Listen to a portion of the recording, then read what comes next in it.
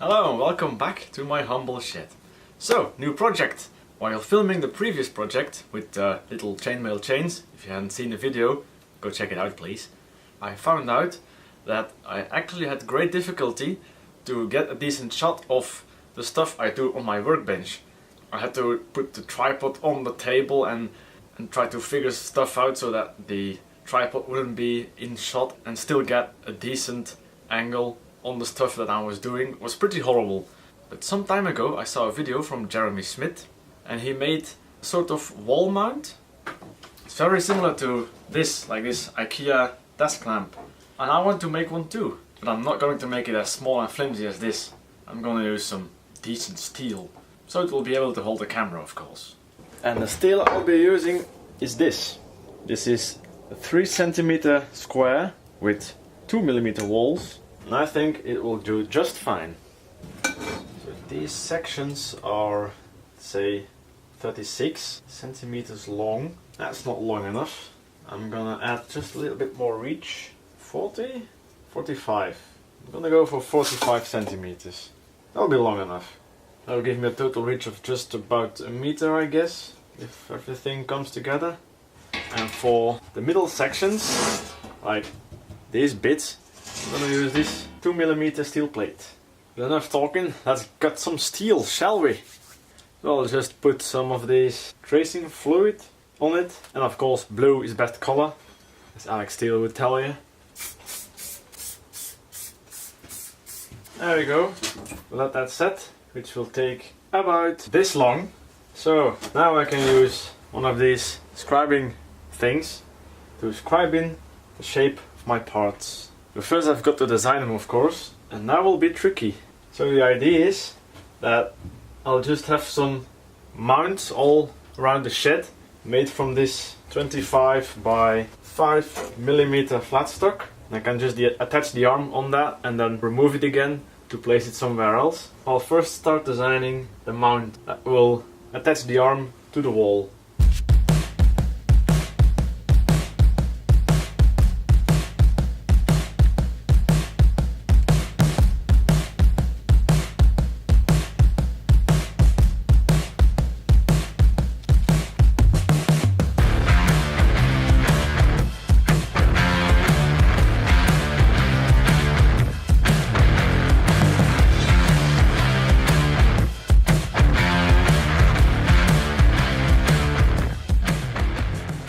So, I think I've got it all figured out. This thing will attach to the wall, like this.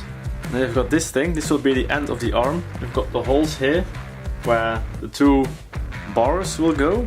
This hangs on the wall like this. You can just slide it in. And easily detachable by just using 2 bolts, which are not too long and just fit through the 2 pieces, but nothing more. And these actually don't need to be 2 separate pieces.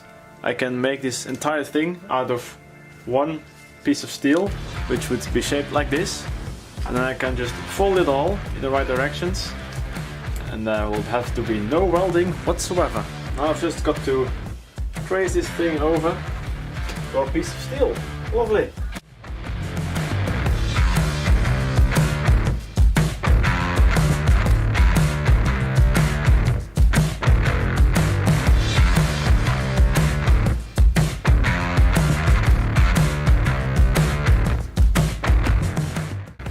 And there we go, all neatly transferred to the steel. As you can see here, I've scribed 2 lines instead of 1. That's because the way I fold steel is I score a line where the fold is going to go and then fold it along that scored line. But if you use this technique, the gap created if you fold this and this like this, the gap between those 2 will be the thickness of the steel smaller than it has to be. If everything goes as planned, the gap between these 2 plates should be 2.5 centimeters, hopefully.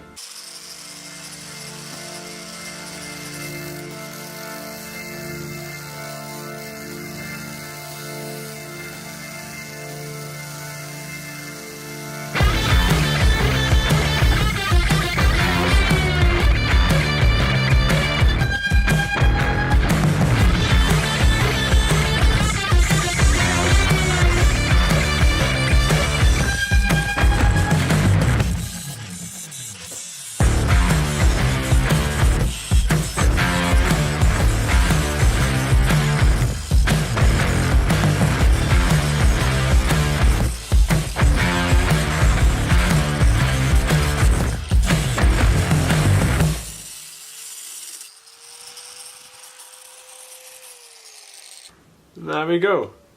It's all cut out. I've drilled all the holes. But I've been a total idiot.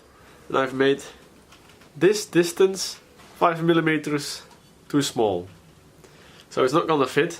But I'm going to fold it anyway, just to spot any potential other flaws.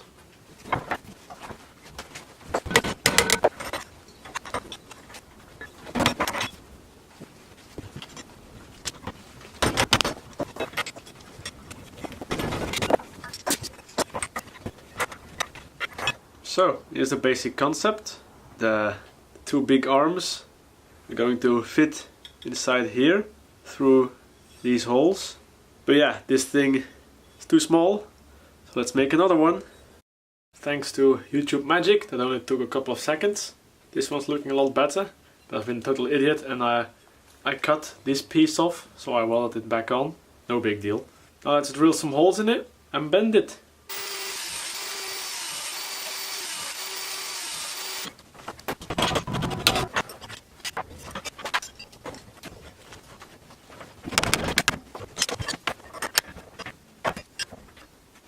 And there we go, that's the first part completed. There we go, got the two pieces cut. I didn't film it because, well, I simply forgot to turn on the camera. But anyway, it was just cutting these two tubes, nothing interesting. So just gonna drill some holes and test fit them to the parts we already have.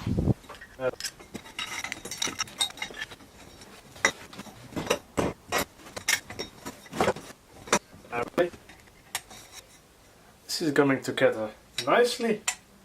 Now it's time for the middle section. This thing. This trapezium shaped thing.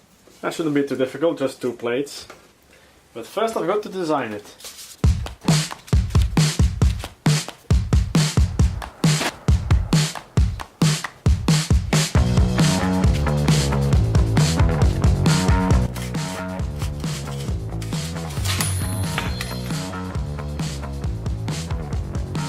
A little bit more careful now.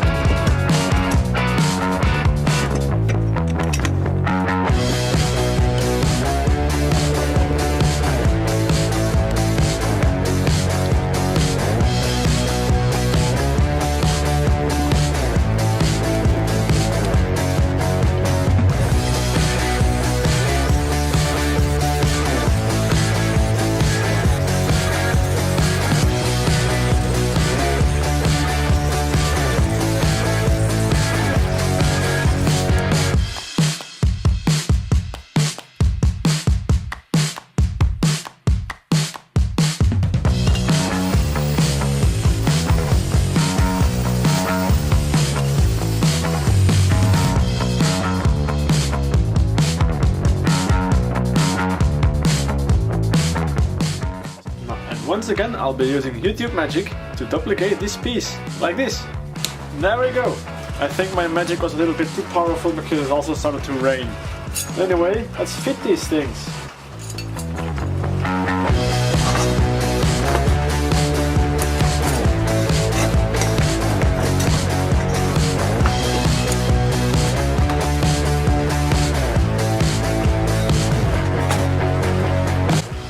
It's working. Aha!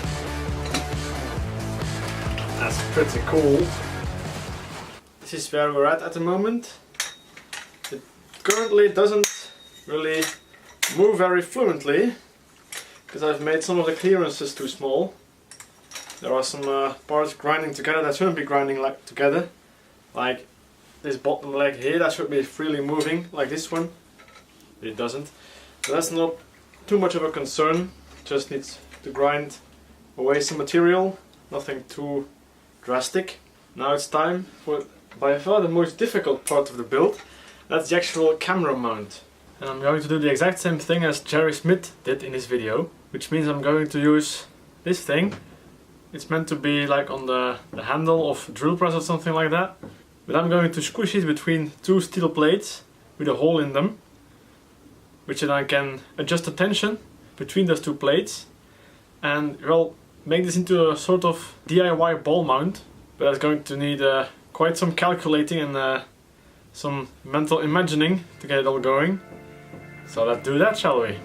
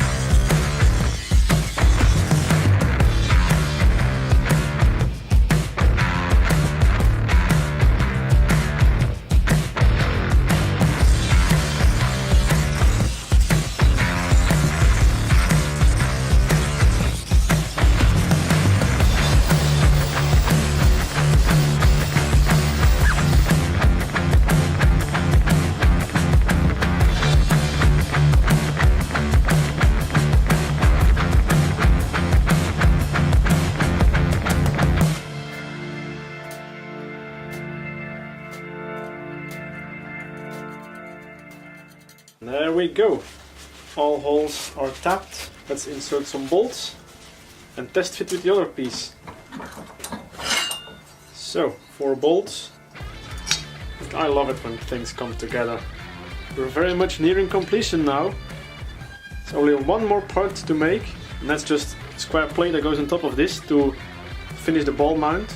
And this ball will be able to move like this.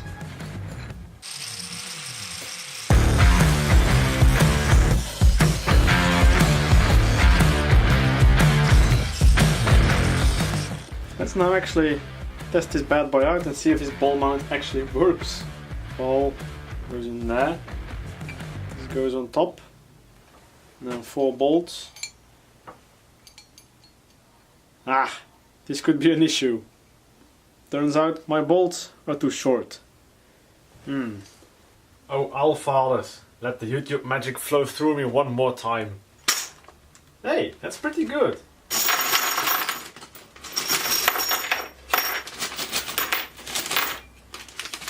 It's actually way more than I need. Sweet! These bolts are actually long enough, so we'll give them a test fit.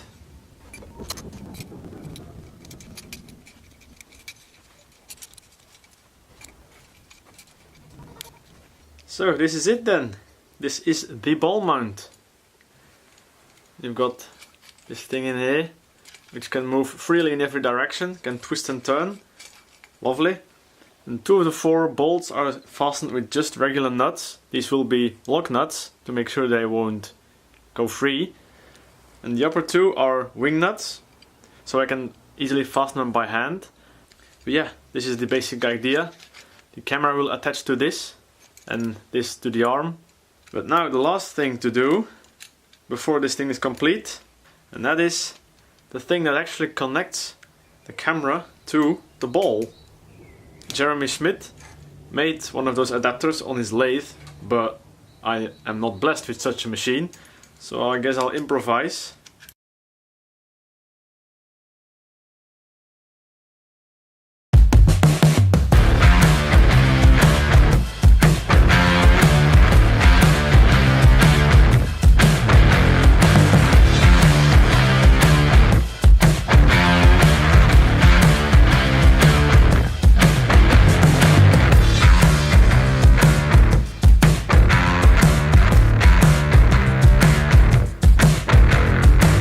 So, this thing's absolutely amazing. I think it turned out really nice. It moves actually relatively fluently. It does have a lot of resistance. That's because there needs to be a camera on top of this. I can't show you it now because, well, yeah, the camera's over there. I've learned so many great things while making this. The most important thing is allow room for mistakes.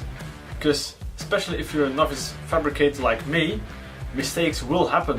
Holes that are just slightly bit off because you've measured wrong or something happened with your drill or stuff like that.